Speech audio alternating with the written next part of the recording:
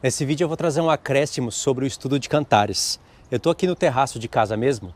Amanhã talvez eu pense em ir no parque gravar. E aí o estudo que eu estou trazendo hoje aqui para vocês, de maneira resumida, eu vou trazer com mais detalhes amanhã no parque. E aí o estudo vai ser mais longo. Caso você não entendeu o que eu vou falar aqui, porque vai servir de parâmetro para você olhar o livro com mais profundidade, aí você vai ter que recorrer ao primeiro estudo, tá bom? O primeiro estudo vai estar no meu comentário fixo. São 2 vídeos até agora sobre o livro de Cantares e as pessoas que assistiram já ficaram maravilhadas. Eu fiquei com vontade de gravar aqui mesmo hoje esse estudo pequeno, porque aí eu posso conduzir as pessoas para os estudos maiores. Eu peguei gripe esses dias, então fiquei 3 dias ruim. Agora eu estou melhorando. Talvez dê para vocês perceberem na voz. Estou com dor de cabeça ainda, mas dá para gravar aqui para vocês, tá bom? O capítulo que nós vamos ler vai ser o capítulo número 6. Eu estou com o celular aqui e eu vou estar lendo para vocês. Vou tentar pôr aí na tela dessa vez, tá? Quando o estudo não for longo, aí eu vou pôr a tela do celular na tela. Na tela que está gravando aqui com a câmera, tá? Então vai ser o seguinte, para vocês entenderem isso, esse acréscimo que eu vou trazer aqui para vocês precisam conhecer algumas revelações do livro do profeta Daniel e revelações escatológicas em relação ao tempo do fim. Presta atenção, eu vou ler o capítulo 6, vou contextualizar ele de maneira resumida, já pensando nas pessoas que assistiram o estudo. E se você não assistiu, chegou nesse vídeo do nada, talvez você não entenda muita coisa. Mas vamos lá. É o seguinte. Cantares 6, antes de eu ler, contextualizando o 5, no 5 a esposa ela se levantou do seu sono, no qual ela estava adormecida, e ela foi atrás do noivo, e aí já é tempo de grande tribulação. A igreja acordou com a voz das 2 testemunhas, com o grito da meia-noite, e ela foi atrás do noivo e ela foi espancada pelos guardas da rua. Eles espancaram, feriram, tiraram a túnica dela, e mesmo assim ela dá testemunho do Senhor. Ela vai dar testemunho no capítulo 6 inteirinho, que se você for converter isso na prática, é a pregação do Evangelho das pessoas que estarão sofrendo, quer seja nas nações, quer em Jerusalém. A parte do deserto, a porção do deserto vai estar no capítulo 7, em alguns detalhes, mais no capítulo 8. Então tem uma linha do tempo dentro do livro de Cantares.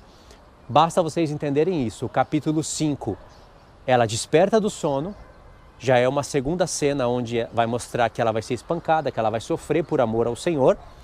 Ela não estava disposta a esse sofrimento antes, mas depois ela acorda, ela desperta, ela é espancada. Ela não perde a fé, ela persevera, ela prega Cristo para as nações, fala do seu amor, e as nações, não só as nações, mas também a igreja, fica interessada. E começam a perguntar sobre esse esposo, que é o que vai estar no capítulo 6. Então o capítulo 5 é uma transição do nosso tempo, um pouquinho adiante para o tempo da grande tribulação. O capítulo 6 é dentro da grande tribulação.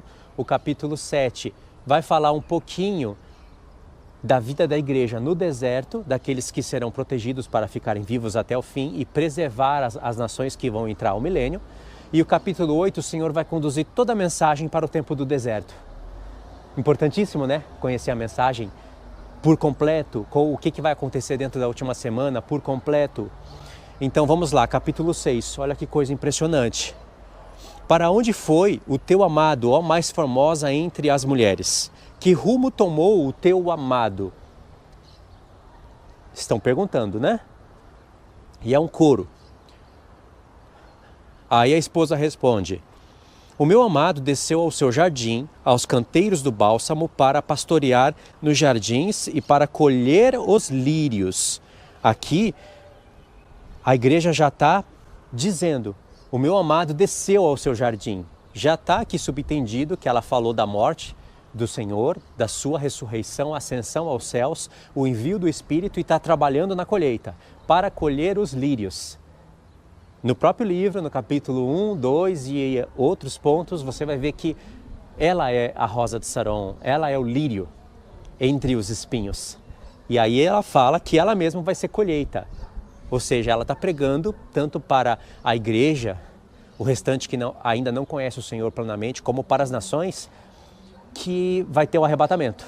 Aí o esposo diz: formosa és, querida minha, como Tisra, aprazível como Jerusalém, formidável como um exército de bandeiras. E aqui tem uma palavra-chave, exército de bandeiras, que você vai precisar da tradução correta para entender a revelação. Um exército de bandeiras. É como um exército vitorioso vindo para uma batalha. Verso 5. Desvia de mim os olhos, porque eles me perturbam. Os teus cabelos descem ondeantes como rebanho de cabras de Gileade.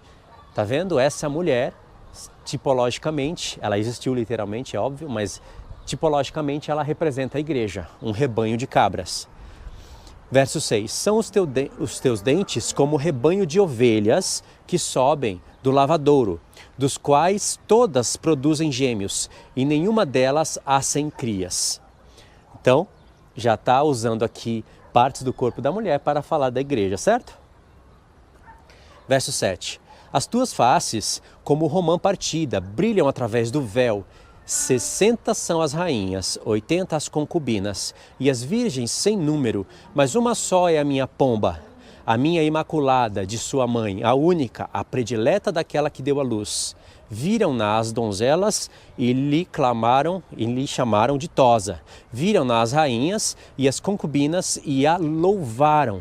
Aí aqui vem o coro. Presta atenção nisso. Quem é esta que aparece como a alva do dia? É como estrelas, pura como a lua, não, formosa como a lua, pura como o sol, formidável como um exército de bandeiras. Esse texto aqui, ele não te lembra exatamente o sonho de José e o que está em Apocalipse 12? A mulher que está em Apocalipse 12, que está indo para o deserto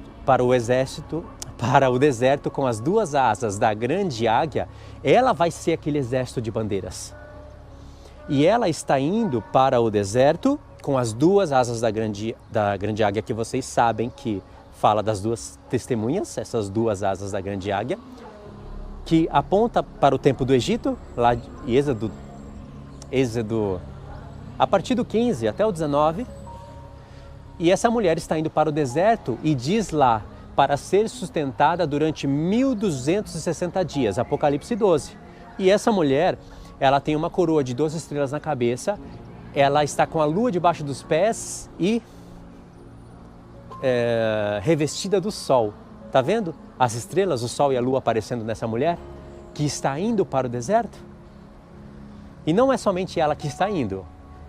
Não existe só o Apocalipse 12 na palavra. Existem vários outros textos que se conectam ao Apocalipse 12. Apocalipse 12 nos leva direto para Oséias 2 e muitos outros textos que vão nos provar que aquela mulher é a igreja. É uma parte da igreja. A igreja vai estar uma porção no deserto, outra parte nas nações e uma parte em Jerusalém, nesses 3 pontos. Então não é à toa que apareceu esse verso aqui. Porque é o coro falando, quem é essa que aparece como a alva do dia, formosa como a lua, pura como o sol, formidável como um exército de bandeiras? Aí a esposa diz no verso 11, descia ao jardim das nogueiras para mirar os renovos do vale, para ver se brotavam as vides, se floresciam as romeiras. Não sei como, imaginei-me no carro do meu nobre povo. Aí o verso 13, que é o acréscimo do vídeo. E é um enigma para todos, até que a mensagem seja desbloqueada. Verso 13, volta, volta, ó Sulamita, volta, volta, para que nós te contemplemos. E é o coro dizendo isso. Porque aí vem a esposa e faz uma pergunta, por que quereis contemplar a Sulamita na dança de Manaim? Essa parte da dança de Manaim é uma outra revelação que você vai ter que buscar a palavra hebraica e ver onde ela apareceu a primeira vez na Bíblia, para você entender o que essa esposa está dizendo, está perguntando. Mas veja que o coro está falando 4 vezes para ela voltar. Por quê? Veja que no Cantares 6, ela está dizendo que o esposo foi. Ele foi e ele desceu. E ele está trabalhando no seu jardim para colher os lírios. Então a igreja está clamando volta. No capítulo 4 e no capítulo 5 você vê ela falando para ele vir e entrar no seu jardim. Isso já começa no capítulo 2, na verdade. Só que aqui no capítulo 6 você vai ver que o coro, que representa aqui pessoas tanto da igreja como das nações, dizendo para... Não, aqui nessa parte são as nações. Tem que prestar atenção nos coros e ver qual é o povo que está falando. Isso é importante. E aqui está dizendo para a Sulamita voltar. Voltar para onde? Para onde ela foi, que o texto diz para ela retornar. Lembra, no verso 10, diz que ela aparece como pura como o sol, formosa como a lua, como um exército de bandeiras. E isso nos lembra estrelas. E isso nos remete para Apocalipse 12. Não é à toa que o Senhor quis que nós nos lembrássemos do Apocalipse 12, aqui. Entre o começo, entre o capítulo 6, verso 1 e ainda o capítulo 6, verso 13, o Senhor deixou um texto ali no verso 10 para nós nos lembrarmos do Apocalipse. E lá diz que ela é sustentada por 1260 dias. Óbvio que a gente ia ter que recorrer às profecias de Daniel nesse ponto. Porque em Daniel é o que vai nos falar sobre a última semana. É ali que se originou essa questão com os números. E lá em Daniel, você vai ver que tem a questão de tempo, tempos e metade de um tempo. Vai ter os 1260 dias, mas vai ter um acréscimo de 45 dias. Que aparece ali o número 1290 e 1335. E o texto lá no finalzinho diz: bem-aventurado aquele que chega e espera, aquele que espera e chega até 1335 dias. Se nós sabemos que a igreja é arrebatada na última semana, no final da última semana, e as nações restantes não são arrebatadas, e para restar elas têm que estar fora do sistema. Por isso a mensagem do deserto. Para isso ser assim, a igreja tem que ser arrebatada no final da última semana. E isso tem que acontecer, porque para que vem o arrebatamento? Para conduzir a igreja até os ares. Não é para ela, a partir dali, ir para o céu, para o terceiro céu, e nem para vir para a terra para comemorar algo. Porque primeiro precisa ter uma batalha. Primeiro precisa o reino da besta, o trono do anticristo, os 10 reis serem julgados, e precisa de uma batalha para isso. Por isso que a igreja é arrebatada no 1260, depois de tempos e metade de um tempo. A igreja é arrebatada no final da 70ª semana, e aí tem 45 dias para acontecer a limpeza no mundo, a batalha de Gog e Magog, para a igreja, o exército, desfazer o reino da besta até o fim, e as nações ficarão esperando no deserto. É assim que diz a profecia. Como o Senhor Jesus fez com a igreja fará com as nações. O Senhor Jesus deu instruções para a igreja quando ele ascendeu aos céus, e disse para eles perseverarem que ele iria retornar. A igreja vai instruir as nações durante 3 anos e meio no deserto, e vai falar a mesma coisa para eles, porque é inevitável, a igreja vai ter que ser arrebatada para ter a batalha. Lá no Apocalipse 19, você vai ver que o Senhor Jesus está vindo nos ares, e atrás dele tem o exército, a igreja. E ali eles estão reunidos para batalhar contra a besta e o falso profeta. Para aí eles serem aprisionados e serem lançados vivos no lago de fogo, mas para isso precisa ter um julgamento. Em Daniel capítulo 7, fala que tronos serão estabelecidos para desfazer o reino da besta até o fim. Vocês entenderam isso? Por isso que vocês vão ver aqui no texto as nações pedindo a volta da Sulamita, porque ela prometeu que iria retornar. E aí também fica como prova final para as nações. E eu acredito que a partir daí, eu sei que são só 45 dias, mas irmãos, 45 dias nesse momento vai ser um tempo muito longo. 3 anos e meio No nosso tempo, no tempo do deserto, vai ser um tempo longo. Nós temos que parar para meditar melhor sobre essas coisas. E as nações vão estar sendo colocadas à prova lá no deserto, e a prova final para elas, essa daí, aqueles que vão perseverar até o fim, porque há 45 dias onde muitos podem apostatar, muitos podem ficar confusos. Lembra quando Moisés subiu ao monte e o povo não sabia mais o que aconteceu com Moisés? E muitos caíram em idolatria? Acredito que muitos vão cair em idolatria, muitos não vão perseverar, e líderes irão se levantar dentre as nações para relembrar o povo, para tirar a aflição e o pânico do povo, para firmarem eles na promessa, para dizer, espera, que eles que estavam aqui com a gente retornarão. Por isso que muitos clamarão, volta Sulamita, volta, volta. E a resposta dela é justamente o que eu estou falando. Por que vocês querem contemplar a Sulamita na dança de Manaim? Que na verdade são duas fileiras de exércitos, ou seja, são as duas casas de Israel, judeus e gentios unidos. Essa é a missão para a igreja no deserto e para as nações. Aqueles que perseverarem até o fim entrarão no reino. E os líderes que se levantaram no povo e foram fortes e animaram o coração dos outros serão tipo governadores, presidentes nas nações.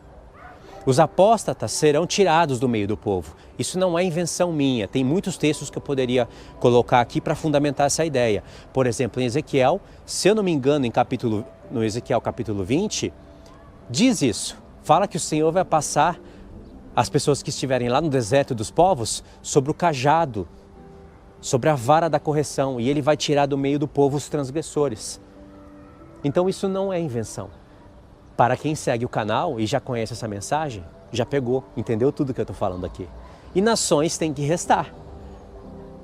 Porque senão a igreja vai reinar sobre o quê? A igreja vai ter acesso ao céu, mas ela vai reinar sobre a terra. E lá no capítulo 7 de Daniel, já mostra que o domínio debaixo do céu foi tirado dos povos e dado ao povo santo, para sempre. E todos os domínios debaixo do céu lhes obedecerão. Ou seja, restaram nações. Isso confirma com Zacarias 14, que restam nações, com Ezequiel 36 e com vários outros textos dentro de profetas como Jeremias, Zacarias, Isaías, Oséias e por aí vai. Entenderam? Então, esse é o acréscimo do vídeo. A igreja clama pelo Senhor hoje para ele voltar. E depois as nações clamarão para a Sulamita voltar, porque as nações sabem que quando a Sulamita, a igreja, voltar, ela vai voltar como exército de bandeiras e ela vai voltar para colocar fim a todos aqueles conflitos que estarão acontecendo no céu, na terra, no mar. Entendeu? Essa é a questão do capítulo 6, ou seja, ninguém pode interpretar essa questão do coro está dizendo para a Sulamita retornar, para a Sulamita voltar, se não ter essa ideia em mente. E essa revelação ajuda a gente a entender a questão dos 1335 dias. É uma soma espiritual com base na palavra. Infelizmente, muitas pessoas não conhecem isso ainda, mas conhecerão. Porque elas têm que entender que nações vão restar, porque são textos escritos na palavra. E não estão escritos no Novo Testamento. Por isso nós precisamos atentar para as palavras dos profetas também, não só para as palavras dos apóstolos, porque eles também estão usando as palavras dos profetas. Só que o Espírito não inspirou os apóstolos a falarem como os profetas estão falando, essa questão de deserto, de nações restantes. Isso é que o Senhor deixou meio que oculto para nos colocar à prova. Porque tem que restar nações, senão como vão se cumprir todos aqueles textos? E para as nações restarem, não pode estar aqui, no meio do povo. Eu já ouvi pessoas com uma ideia tão distorcida ao ponto de dizer que o deserto... E olha, são pessoas que tiveram acesso ao conteúdo do canal. Mas eu não sei o que acontece com a cabeça de pessoas assim. Elas estão dizendo que o deserto é dificuldade na vida. Aí você vai ser escondido do olho da besta, no seu lugar, na sua vida normal, do jeito que você está aí, só que o Deus ele vai ocultar você dos olhos da serpente de uma maneira milagrosa e você vai sair para trabalhar, vai voltar, vai fazer compra e a besta não vai te ver e também você não vai precisar usar a marca da besta. Ou seja, essas pessoas, elas estão dormindo e elas desprezam as profecias. E o que tem por detrás disso? Sonolência, às vezes doutrinas humanas, como a doutrina do arrebatamento secreto, porque fato é que nações vão restar. E para elas restarem, elas têm que ficar vivas até 1335. 1260 é para a igreja. Porque óbvio que tem que ter esse intervalo de tempo para ter batalhas, reuniões, julgamento, para pôr toda essa terra quase que em ordem, né? Ou seja, limpar os pecadores da terra. Fora tudo isso que eu falei, tem aqueles que não irão para a batalha. Nem todo mundo vai sair da sua casa para ir cercar Jerusalém. Muitas pessoas vão ficar nos seus lares. Outras não vão ter lares para ficar, porque os vários terremotos vão derrubar as casas e as pessoas vão ir para os montes. E quando o Senhor Jesus estiver vindo, essas pessoas vão querer que os montes caiam sobre ela. Ou seja, essas pessoas vão ter que ser capturadas vivas, serem trazidas na presença do Senhor Jesus para serem executadas, porque elas têm a marca da besta. O fato delas não irem para a batalha não significa que elas não serão punidas. Elas colocaram a marca da besta. Elas consentiram com a morte dos santos. Isso que eu estou falando também não é invenção. Tem textos como em Joel capítulo 2, onde você vê que aquele povo, onde diante dele o sol se escurece, a lua se torna em sangue, as estrelas do céu caem, esse povo que nunca houve antes igual, e depois deles não haverá jamais, esse povo, eles entram pelos muros, sobem os muros, entram pelas janelas como ladrão. Por que esse texto está sendo narrado dessa maneira? Se nada disso vai acontecer. Vai acontecer. Eles vão capturar todos os covardes, aqueles que não foram para a batalha, até mesmo mulheres, crianças que não foram, mas colocaram a marca da besta, se alegraram, trocaram presentes uns com os outros. Quando a besta se levantou do mar e começou a matar os santos do Senhor, eles trocaram presentes, se alegraram, eles vão ser capturados vivos. E o Senhor Jesus, ele deu uma pitadinha dessa revelação para a gente. Não sei se está em Lucas ou em Mateus, mas o Senhor Jesus, através de uma parábola, está explicando resumidamente para a gente esse mistério. Aí você pega essa parábola dele e encaixa nessa revelação que eu estou mostrando, onde o Senhor Jesus fala que ele se ausentou para longe, um certo rei, né? Se ausentou e ele deu para cada servo ali os seus talentos. Depois ele voltou para tomar conta, para ver o que os seus servos tinham feito com os talentos. E ele ficou sabendo, quando esse rei voltou, que tinha pessoas que não queriam que ele reinasse sobre ele. Aí, nessa parábola, o rei diz: trazei esses na minha presença e executai-os. Ou seja, esses estão sendo aprisionados. Fazem parte da besta e do falso profeta. Eles só não estavam na batalha. Viu aonde essa mensagem pode nos levar? O mais importante desse vídeo aqui, que eu vou ter que repetir ele, talvez amanhã, eu quero fundamentar isso melhor. O mais importante disso daqui está em Cantares 6, na parte que o coro está clamando para a Sulamita retornar. Acredite, o texto que fala que ela apareceu pura como o sol, formosa como a lua, como um exército de bandeiras, ali não é por acaso. Nos conduziu para Apocalipse 12, não é por acaso. É para nos lembrarmos que a igreja vai ser sustentada só durante 1260 dias. Mas em Daniel fala que pessoas terão que perseverar até 1335. No 1335, a besta foi julgada, os reis da terra, os que foram mortos, os que foram capturados vivos foram julgados, todos julgados. Os que foram capturados vivos e aprisionados foram lançados no lago de fogo. Os que foram mortos e não foram para o lago de fogo comparecerão no grande trono branco depois dos 1000 anos e serão lançados no lago de fogo. Tudo já está em ordem, não tem pecadores espalhados pelos montes. As nações, em Isaías 66, você vai ver que nações, através de cavalos, através de coisas assim, da nossa terra mesmo, elas serão conduzidas até Jerusalém. E lá em Jerusalém vai ter o Senhor, os 144 mil, fala lá em Obadias, salvadores subirão ao Monte Sião, julgarão o reino de Edom, salvadores no plural, julgarão o reino de Edom e o reino será do Senhor. E ali vai ser repartido todas as heranças. Os 12 apóstolos vão estar lá, tudo vai ser colocado no seu devido lugar e vai se iniciar um reino de 1000 anos, com tudo isso completo. Essa é a visão que nós temos que ter da última semana, da transição para o nosso tempo, para a última semana, e da transição da última semana para o reino milenar. Essa é a visão que nós temos que ter. Esse é um tipo de sabedoria que o Senhor nos dá. A palavra de Deus fala da multiforme sabedoria de Deus. Um tipo de sabedoria é essa. Outro tipo de sabedoria é aquela que Deus te trata, Deus te cura, Deus faz você perdoar, Deus faz você amar, Deus faz você ter comunhão, Deus faz você viver o Evangelho, Deus faz você não se irar. Esse é outro tipo de sabedoria.